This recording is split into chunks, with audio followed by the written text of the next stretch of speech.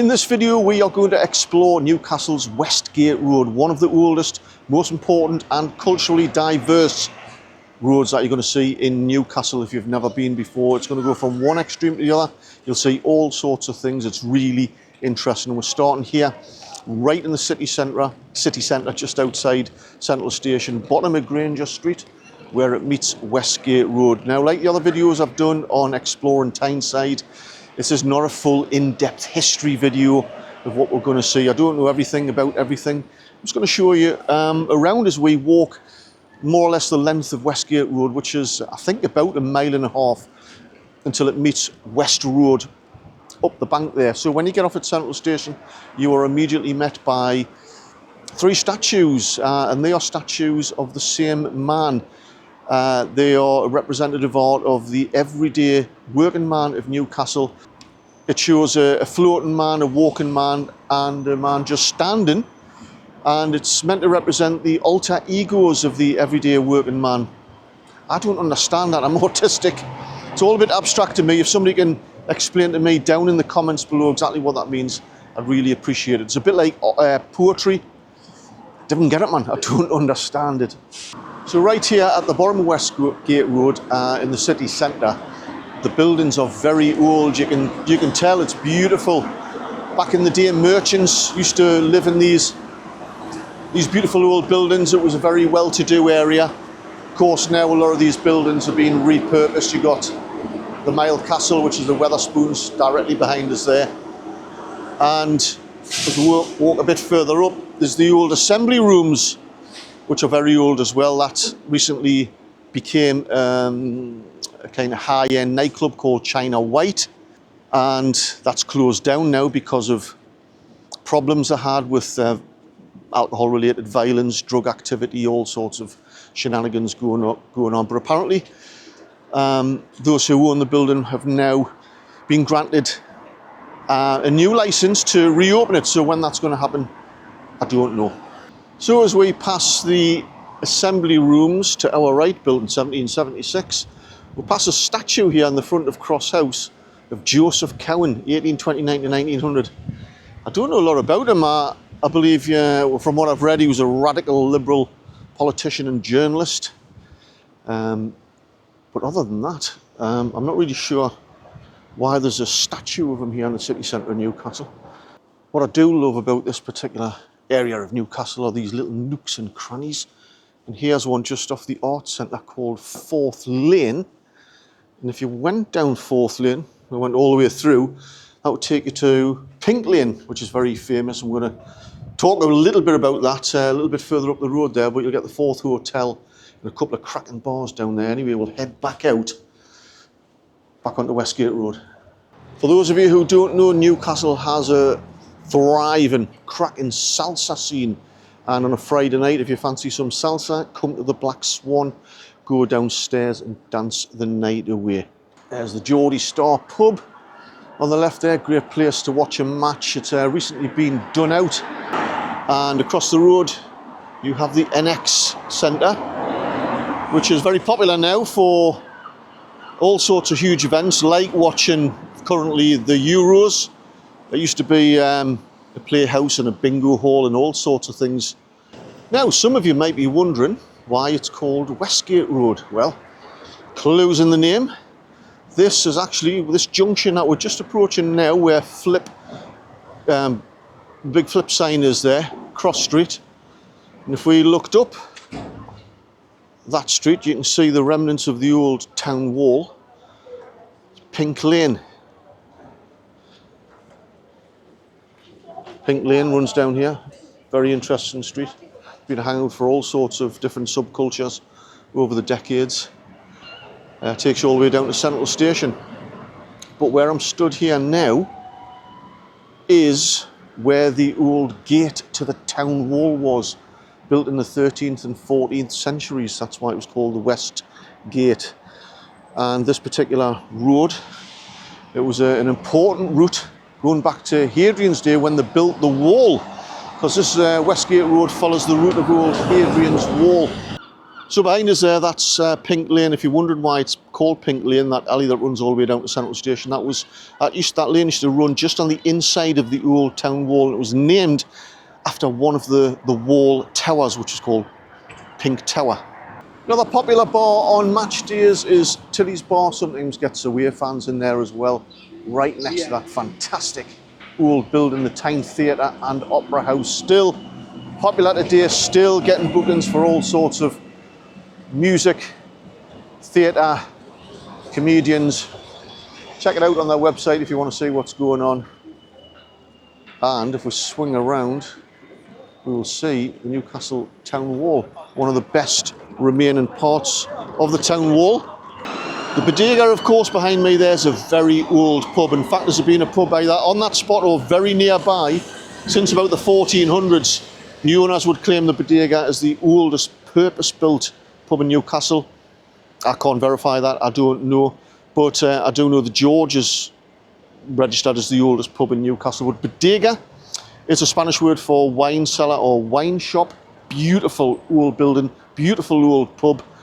Right next to the theatre there, heaving on a match days. You'll need to check it out if you haven't already. It's a Sir John Fitzgerald pub originally. An Irish guy from Tipperary who come across in the 1870s, set up in Newcastle, learned the trade, opened his first pub in the 1890s, and he went on to become a very prominent politician in Newcastle, become the sheriff in 1906, and a member of the Parliament a little bit later on, and was knighted, I think 1915 or something like that. So a very important man, John Fitzgerald. So it's not a Sir John Fitzgerald pub now. It's been taken over by another company, I can't remember their name, but they also have the Bridge and the Crown Posada down on the quayside, another Spanish named pub in the city. So yeah, beautiful inside. It's got these huge original stained glass domes inside, two of them, and the original long bar, which is very popular late 1800s and early 1900s. So now we're going to leave this section of Westgate Road. I suppose you can kind of chop it into three individual sections. We're going to go on to this section now, crossing over the Magpie Way onto the hill part of Westgate Road, which was very popular for motorbike shops. I remember, 3-4 decades ago, it used to be motorbikes everywhere on this street, and there doesn't seem to be so many now. So these are places I've never been in before: the Salt and Pepper Cafe, the Moulin Rouge Cafe and Grill, a little grocery store there, Afro-Caribbean. Oh, there you go. That's a shame. Some properties went by the wayside there. Another motorbike shop, and I nout about motorbikes, so forgive us for not going into detail, just not my thing. It all looks a bit, I'm honest, just a bit tired and run down.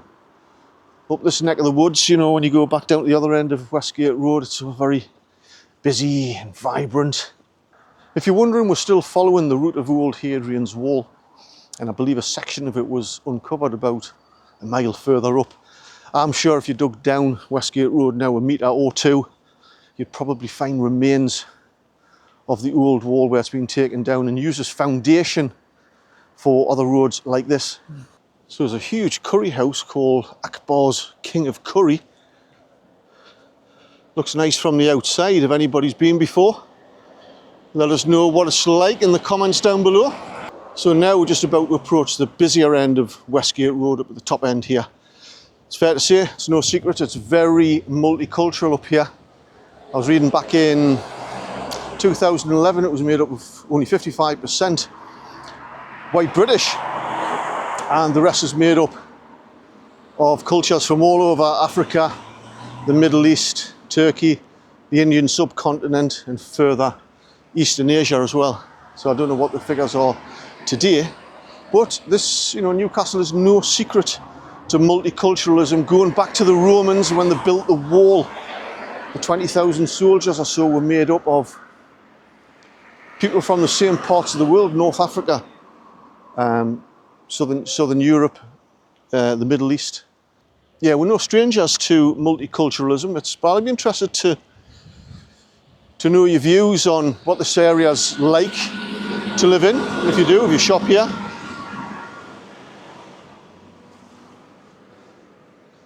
You know, you can tell straight away. Hello there, you all right? What I do admire about folk from other cultures in those regions of the world like the Indian subcontinent and the Far East is how much they look after each other, how tight their communities are, how they look after their elderly. When they want to set up a business, they all help each other. I don't think you see that very often in our culture. So it's no surprise, you know, when they see an opportunity to buy a premises and turn it into a shop or a takeaway. They make it a success because everybody helps each other. You know, there's nothing stopping, for want of a better term, traditional British individuals, entrepreneurs, businesses, families from buying these premises and turn them into retail opportunities. Nothing at all. But I think one of the downsides I see in our culture is certainly in the last 2 or 3 decades is that we seem to be getting lazier. You know, we just want something for nothing all the time.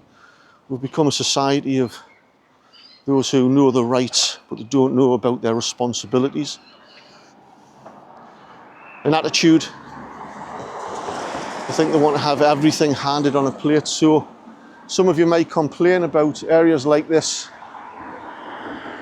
being predominantly with people from other cultures, but they're helping their economy. I'm sure if you went into one of the, you know, the general, any hospital you like, you wouldn't go in there and say, look at all these migrants in here.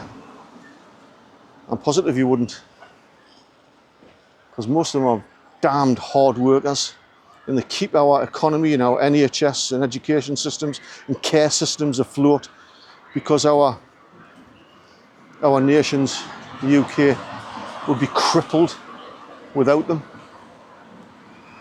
Do I think we have a culture now where, you know, the balance has been tipped, where we're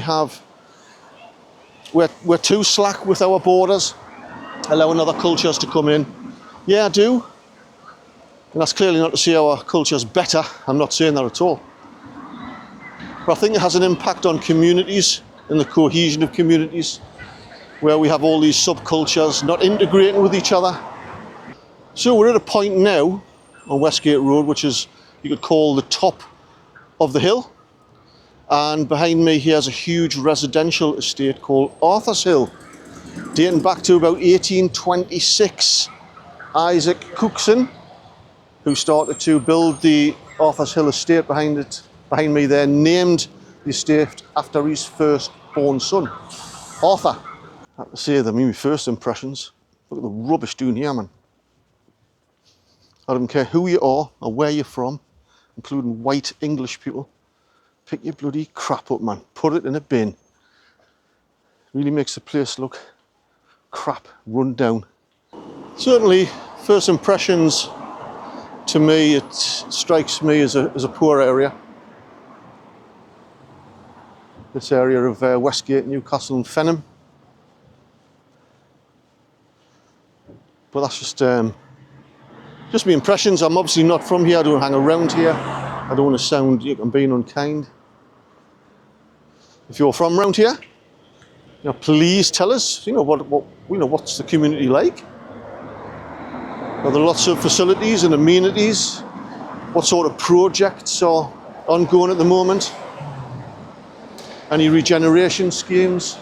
I'll tell you what you do see a lot of, since I've been in this neck of the woods, is barber shops. Oh, and there's another barber's. So I've got my bearings a bit on this street, Stanhope Street, should have known. And if you follow Stanhope Street all the way down the bank there, it'll plop you out of the black and white bulb on Barrack Road, and of course where St James's Park is. That's a really busy street. First time I've ever been on Stanhope Street in Arthur's Hill. Tell you what, this is probably one of the busiest fruit and vegetable shops I've ever seen, including the Granger Market. Hutchinson's, and there's a one just across the road as well. Absolutely thriving. People from all sorts of different nationalities in there, shopping, getting their fruit and veg, deliveries, loading, unloading. I'm Abdullah Ahad. I like Newcastle, and our area is very good. Social behave, everybody good, and like each other. And Hutchinson, and all are Belud Road. They are all are fine, and we are like in Rav. Thank you very much. My name is Adibayo. Yeah, I'm here in West Sando Street for food stuff. You know, this is where we can get the best African food stuff. You know, I come here twice in a month. I come here to buy tomato, pepper, all kind of food stuff here. This is what we do. Pepsi, Coke, whatever you want, watermelon. So I come here twice in a month. All for my family, you know. Here's the old bowling alley, shut down now, and I bet there's been a few places in its time, and I bet it was really popular as a bowling alley. It's just such a shame to see these places all closed down, not operating anymore. This building here behind me now, which is all closed down, boarded up, that's the old cop shop, the old police station, not operating anymore, of course, closed down with tons of other police facilities and infrastructure from about 2012 or so. During austerity, across the road was the General Hospital. Now it's a place for, what is it? A campus for aging and vitality, so I'll be in there soon before you see out. You have a look at the state of this old building, the old Angel Heights nursing home. Just gone to rack and ruin. Look at all the windows being smashed in, man. Fascinating area. Apparently there was a tunnel underneath the nursing home here into the General Hospital under the road here. I wonder if that's true. So what's this place to my left here? The Beacon. Creative workshops, business centre, office space, inspiring communities through enterprise. So I think that's it. I believe I'm at the end of Westgate Road where Quick Fit is with the Gulf Garage. Yes, like I say, it's been a long time since I've been up this neck of the woods and really only driving up Westgate Road along West Road and out. I've never really explored the area. What do you think? But now it's time for me to find a cafe, have a sit down, have a bit of cake, flat white. Cheers. Let me know what you think about this whole area, and if you haven't checked out my other videos on Bike Out of the West End, Gateshead, Wallsend, check them out. Tyneside is full of history and interesting things going on. So I hope you enjoyed the video. If you did, give us a thumbs up. Don't forget to subscribe. I'll catch you in the next place, wherever I'm going to be. See you later.